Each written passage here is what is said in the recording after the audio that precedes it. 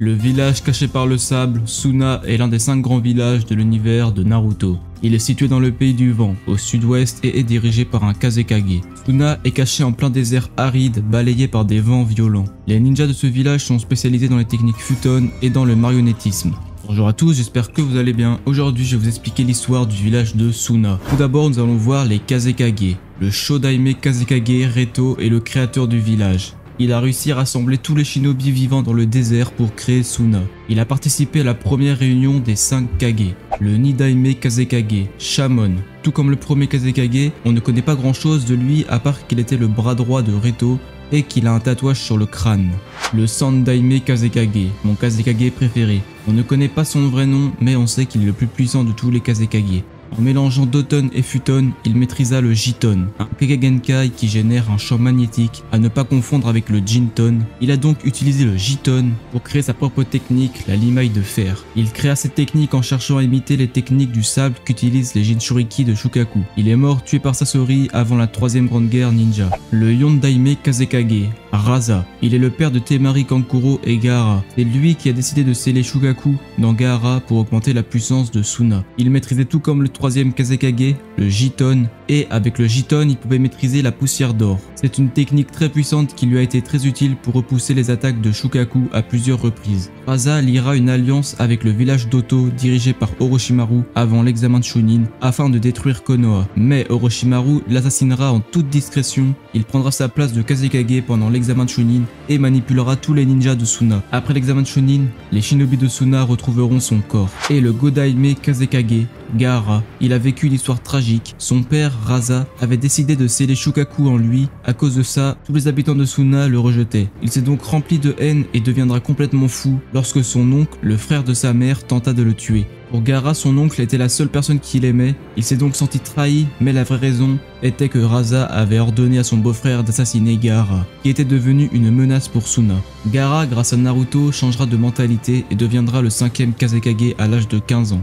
Gaara possédait le pouvoir de manipuler le sable. Avec son sable, il créa beaucoup de techniques différentes qui rend Gaara très puissant. Suna possédait un seul bijou, Shukaku, le démon à une queue. C'est le bijou le plus faible des 9, mais il en reste tout de même puissant. Tous les Jinchuriki de Shukaku obtenaient le pouvoir de manipuler le sable. Lorsque Suna a reçu le démon, ils l'ont d'abord enfermé dans une théière, puis dans un premier Jinchuriki. Le deuxième Jinchuriki est Bunpuku, un prêtre qui était enfermé et mis sous surveillance car il était méprisé et craint de tous. Il a réussi à devenir ami avec Shukaku car ses paroles lui rappelaient l'ermite Rikudo qu'il aimait tant. Et le troisième Jinchuriki, c'est Gaara, qui ne le sera plus après l'attaque de Deidara et Sasori, qui l'ont capturé et extrait Shukaku avec l'Akatsuki. Shukaku renaîtra à la fin de la 4ème grande guerre ninja, mais ne sera plus scellé, il sera donc en liberté. Le village de Suna est très réputé pour ses ninjas marionnettistes. Ce type de shinobi utilise des marionnettes contrôlées par des fils de chakra pour combattre et les invoque à l'aide d'un Fuinjutsu. Lors de la 2ème grande guerre ninja, une brigade des marionnettistes a été créée. Sasori, dont on parlera juste après, a créé la plupart des marionnettes utilisées dans cette brigade. Le but de la brigade était de trouver une technique permettant de donner vie aux marionnettes. Ils n'ont pas réussi, mais Shio, la grand-mère de Sasori, a réussi à créer une technique pour donner vie, mais cette technique prend aussi la vie de l'utilisateur. On a vu ce jutsu lorsque Shio ressuscita Gaara qui était mort après avoir perdu son bijou. Il y a 3 marionnettistes connus dans l'univers de Naruto. Premièrement, grand-mère Shio, une kunoichi très reconnue à Suna. Elle est très forte en poison car elle a réussi à trouver les secrets du poison de Hanzo qu'elle avait affronté.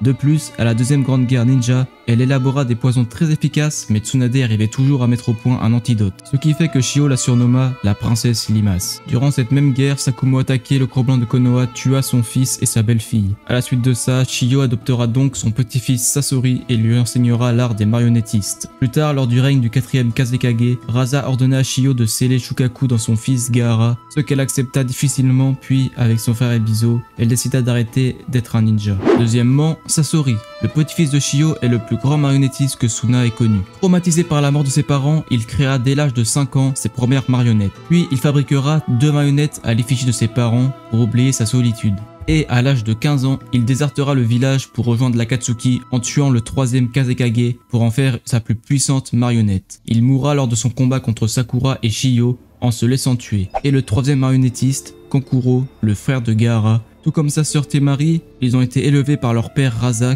et n'aimaient pas trop Gaara.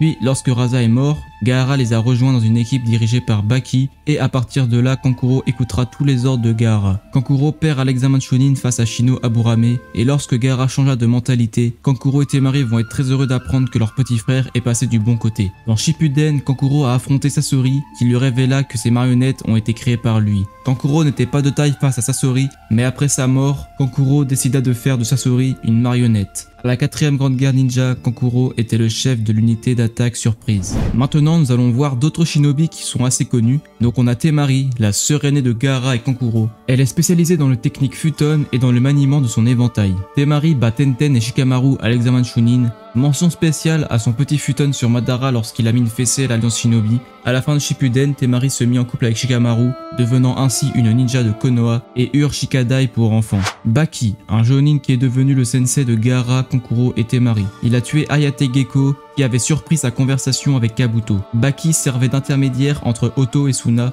mais c'est aussi lui qui mit un terme à l'alliance avec Oto quand il apprit qu'Orochimaru les avait manipulés.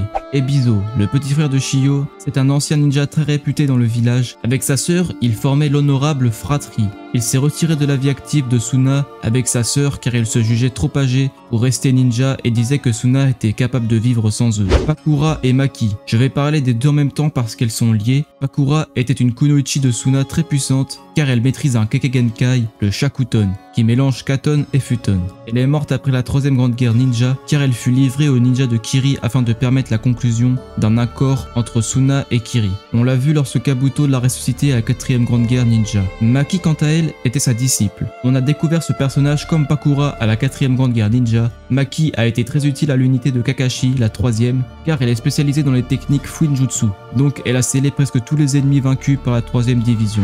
On a aussi Matsuri, une genin de Suna qui était sûrement amoureuse de Gaara. Et pour finir sur les shinobi de Suna, je vais parler des 3 nouveaux genin que l'on voit dans Boruto, Shinki, Araya et Yodo. Araya a vaincu Inojin à l'examen de Chunin et Yodo a perdu face à Shikadai. Quant à Shinki, il est le fils adoptif de Gaara. Incapable de maîtriser son pouvoir, Gaara le prendra sous son aile. Son pouvoir était en fait le même que le 3e Kazekage, la limaille de fer. Il a vaincu Chocho à l'examen de Chunin.